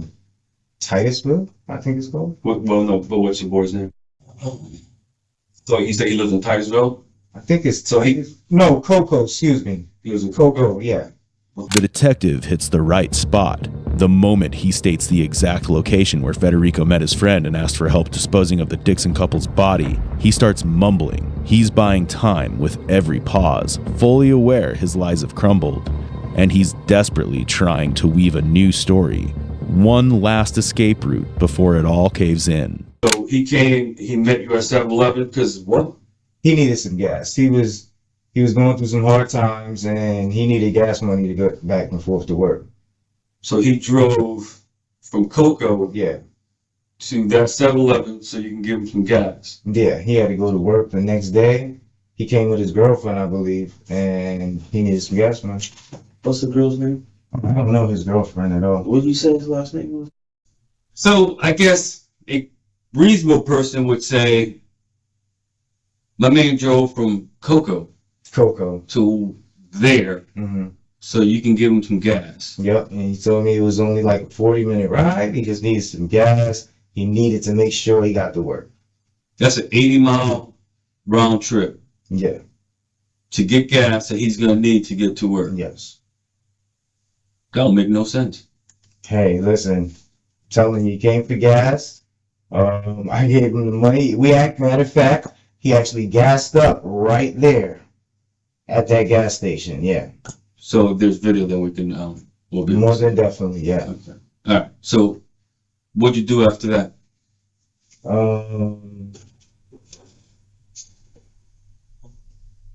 Gave him the gas, and I drove back. You drove back where? St. Cloud. Oh, right there by Rebecca. Well, you just got me at. So he drove to 7-Eleven to give his friend gas, but it's clear he's hiding something. Besides, this is the exact place from which the police received the mysterious 911 call. It was his friend's girlfriend who made the call. Federico knows he's already made a colossal mistake, one beyond repair. Now it's time to see how far he'll go to cover it up. Obviously, the goal is to perhaps shout out his friend's girlfriend. That's who called. I thought it was the old lady who called when she was dying, but it was his friend's girlfriend when they were disposing the bodies. The true side of what happened. Maybe you were involved in something. No, I wasn't involved in anything. So there's a lot of questions that you can't explain, like give answers to, but and your only answer was like, I don't know. This is, oh man, this is crazy. Like, so obviously we know that you go to Mr. Roosevelt's house, right? Yes. We know that, right? You were, I guess, a friend of the family we want to call, or an acquaintance, or even a business person. So when it comes to like DNA stuff, it's going to be common that your DNA is going to be there, right? I guess, yeah. Because you've been to that house. Yeah. Right, it's typical. What's the crazy part of it is there's a thing called, and I know you know because you're a computer guy, there's certain timestamps, right? So like when you upload something, I guess, into a computer, I just learned this stuff, so I'm excited. You upload stuff into a computer, it gets like stamped, right? Yeah, I suppose. Right? Or when you, like you said something big where I learned too, history. All history is timestamped. Yeah. Right? How they'll show you your time. You understand that now? Yes. So this new stuff that I'm learning about, and he's like I said, he's a pro. Everything has a timestamp. You know what's crazy? What's that? Those timestamps says a certain date, a certain time. Now let me ask you this: can I manipulate those timestamps? I don't think so. I don't think so either. And a lot of like geniuses in the that type of business, you can't manipulate those timestamps, right? No, I don't think so. So help me understand a little bit more, maybe. Yeah, it's in Florida. Yo, this shit like this though, thinking some shit like this, bro, is scary as fuck. Because let's just take it for face value, right? Let's just say old boy's trying to frame that old man. Now, this is just some guy, half-assed handyman. He's not even a real handyman, you feel me? But what if the government, like, really targeted somebody? And I don't just mean our government in America. I mean any government. Because every country has this, like, national surveillance now. They literally have a backdoor into our phones, into our computers, into our TVs. Like, if the government really wants to, bro, they can upload any fucking thing on your computer. Like, that shit's scary just thinking about. I never even... This case just unlocked a new fear for me. That shit's crazy. Maybe, I guess, for him to understand too, why is all those timestamps pointing in one direction and only one direction? I don't know. If that, dude, that's gonna be defense for everything I don't know. I don't know. Rico, I really don't think you understand this. Okay, and I'm telling you, I don't think you understand this. Okay, there's a difference of what you're looking at. And Mike, I was thinking the same thing. If you're good enough at computers, bro, you can make that shit say whatever you want. You know what I mean? There's a huge difference between, say it again, premeditation and then something else happened. That's why you're sitting in that chair right now, man. I hear what you're saying. Because I think, no, not too bad. I know that I could develop premeditation on you. Federico realizes there's no way out. He can't really explain anything, and denying everything is really not helping either. Whether it's a premeditated crime or an accident, so far, it looks really bad for him. What the detective is about to reveal could very well be the final nail in his coffin. So, you're gonna tell me that you met at 7-Eleven to give him gas? Yeah. Okay. How good of a friend is you? Pretty good friend. I mean, good enough that you can entrust him with personal stuff? Sort of in a way. Is he good enough friends with you that he entrusts you with personal stuff? I would say sort of, like, you know, we know each other a long time, but we don't talk as often. Then we have spurs where we do talk for a while, and then we stop talking. So He says personal, but what about secrets? Secrets? Yeah, things that no one should ever talk about. Ever. Mm-hmm. Let's put that. Like, would we talk like that? Yeah. Is that someone that you could tell a secret to? I wouldn't say so. Have you told him any secrets lately? I don't know. Not that I can think of. Lately, yeah, I don't know. He hasn't been doing too good lately. I'm not, you know. Too good like what? I What does that don't mean, too good? I don't know. It kind of. I don't Listen, I know. want you to really think about what I just said. Really think about it. Okay? Is he someone that you might have told a secret to? I don't think so. You don't think so? You should know that. I mean, what do you consider a secret? I mean, Killing somebody. No.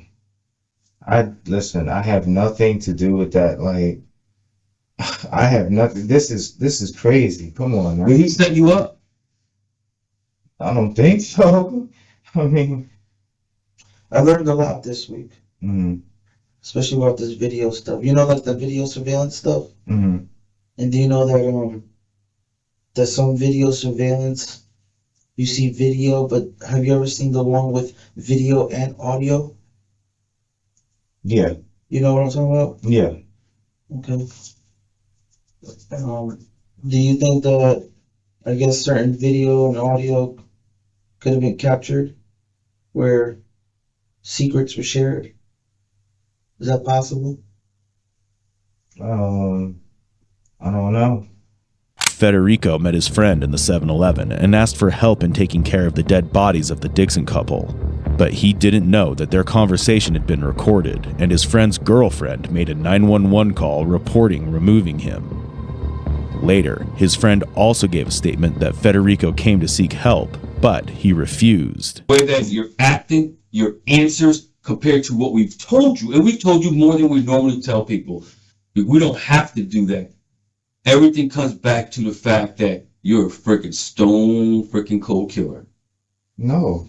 And you know who's going to see that, right? You know who's going to ultimately see that? Everybody. But I'm not. I wouldn't do something like that. The world. I wouldn't do something like that. You can't say that. I mean, I just said it. And you know what? I'm going to prove it. I'm going to prove it. did not do anything like that. Is there going to be anything in that house that is going to support you or support us? Bro, I was thinking that too, Twitch. Like, at that point, if my homie calls me and he's an hour away, I'm just going to send him the Cash App. If I'm going to get him gas, I'm just going to send him the Cash App or the Zelle or the fucking Venmo. Like, there's so much ways to give your friends money without actually handing them cash now. It just doesn't make sense, especially if he's a digital guy. I don't know what you mean. What I'm saying is that is there anything in that house that A, perhaps doesn't belong to you, B, that there's something in that house that you might have used or touched during this incident? I mean, I just keep going. What if there's stuff in your house that belongs to Mr. Roosevelt? Hey, shout out to Nola. Thank you for the jewels. She sent in that 100 because we keep it 100. But real talk, I think this was in Florida. Comiskey, Florida, or some shit like that. Is that possible? No. Okay.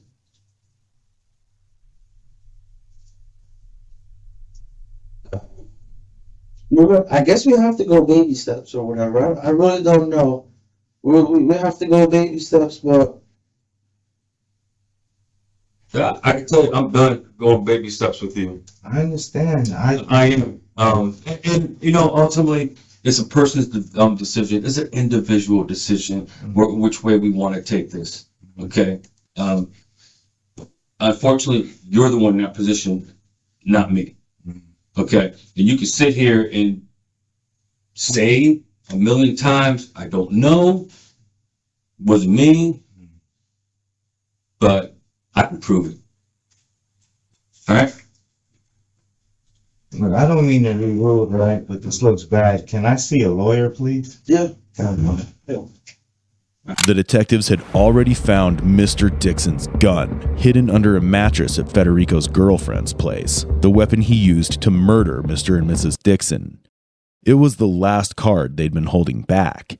In the end, they even gave up on pressing it, hoping Federico would come to his senses and confess. But Federico wasted his only chance to show remorse, refusing to admit to the crime. Until the very end, he played dumb and asked for a lawyer. At this point, one chilling question remains. Was this cold-blooded murder driven by rage because of what Federico saw on Mr. Dixon's computer?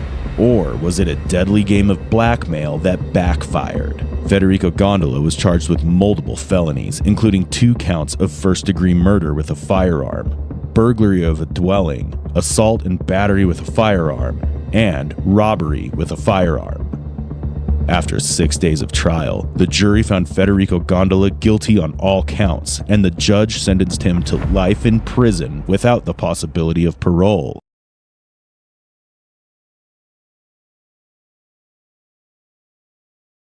Trial, the jury found Federico Gondola guilty of burglary of a dwelling, because of what Federico saw on Mr. Dixon's computer upon pressing it, hoping Federico would come to his senses and confess.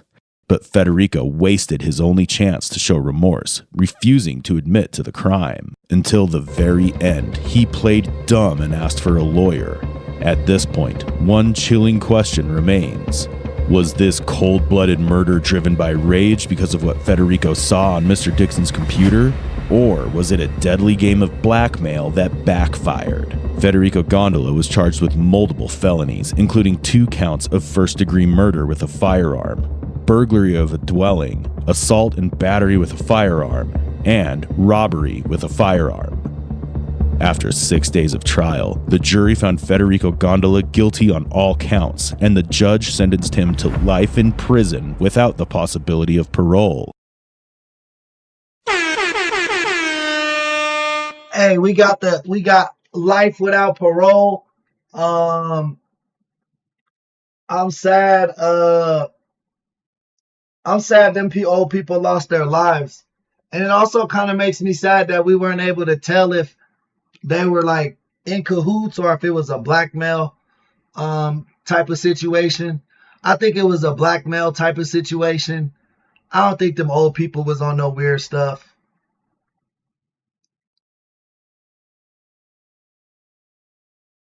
Hey, dopeness. Yeah, definitely. Think of some merch ideas, man. I think I wanted to do a shirt that said bad plan, bro. Cause we be seeing all these damn bad criminals with bad plans. But yeah, definitely make some designs and run it my way. Make sure you're in Discord. So make sure you're in Discord so you can shoot me over your designs and stuff. Guys, join our Discord. It's absolutely free. It's a great way to keep in contact with community members outside of the stream. And also just a cool community place for us all to hang out. Especially during football seasons, I'll be in there listening to football and stuff.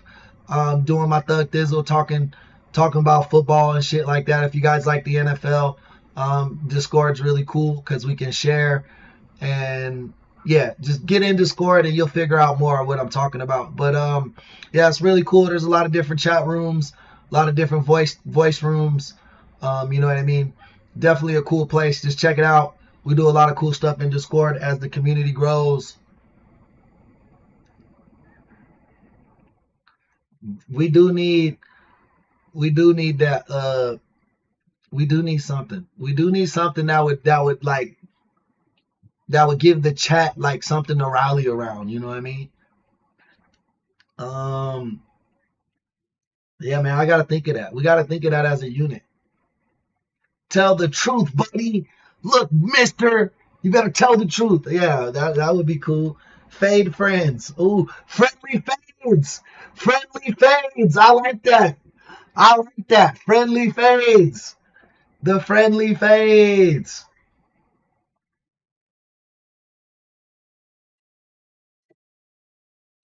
Because it's like a double entendre. Like, in the streets, a fade means a fight. So a friendly fade is when two friends fight. So, the fade force. I like the fade force.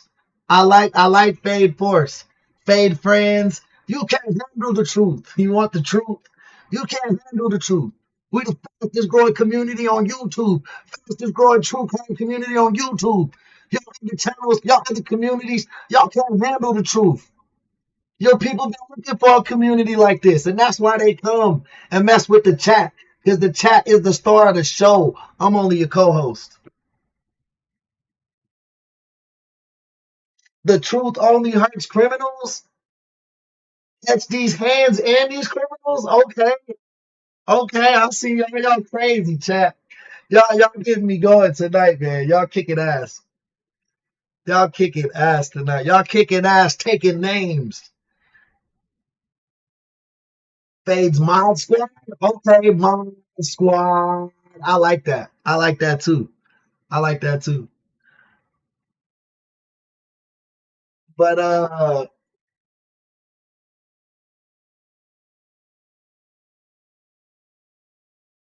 he said, "Did you call the code red?" Damn, I called the code red.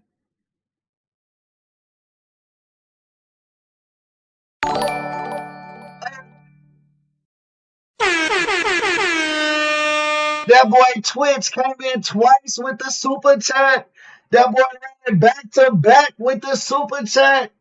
Gotta give him some love, man. Thank you so much for that, Twitch. You know your presence is duly appreciated, man. We always like when Twitch come around. He get that chat moving. He get that chat chatting.